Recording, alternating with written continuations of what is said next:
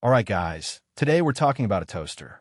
But not just any toaster, a nearly $400 toaster. This is the Balmuda Toaster Pro.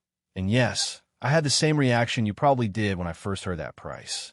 But hey, let's actually find out if it's worth it. T.So Balmuda is a Japanese brand. And their whole thing is that they crack the code on perfect toast. And the secret? Water.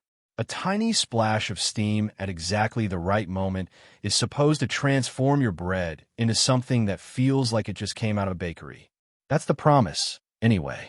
The Toaster Pro is their most advanced version yet, with 6 cooking modes, including a brand new Salamander Grill Mode, which is basically a powerful top-down blast of heat, like a professional broiler, right on your countertop, that I put it through a pretty solid series of tests over a few days.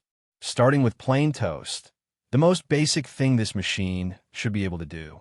And honestly, it came out nicely toasted, a little soft on the inside, which is exactly what the steam is supposed to do.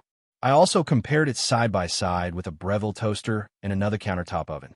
The Balmuda did edge out the others slightly in terms of that soft, moist interior, but I'll be real with you, it wasn't a jaw-dropping difference. Where things got genuinely impressive was with everything else. Leftover pizza came out tasting like it was fresh from the oven, crispy on top, still moist inside. A day-old croissant came back to life completely. Frozen pancakes, perfect. And the Salamander mode? That thing is actually great for finishing. I use it on cheese bread, garlic bread, pizza bagels, and every single time, it nailed that final golden, bubbling top that you just can't fake. Now here's where I have to be honest with you. There are some real drawbacks. The price is the big one. Nearly $400, and the baking tray that you'll probably want, that's sold separately for another $34. The interior clearance is only about 2.5 inches, so don't expect to fit much in there. The timer also maxes out at 15 minutes, which became an issue when I tried cooking something that needed longer. And the instructions? A little confusing. Parchment paper isn't allowed. Random baking trays aren't allowed, but their specific tray is, which, surprise, was out of stock. So where does that leave us? The Balmuda Toaster Pro is genuinely a good machine.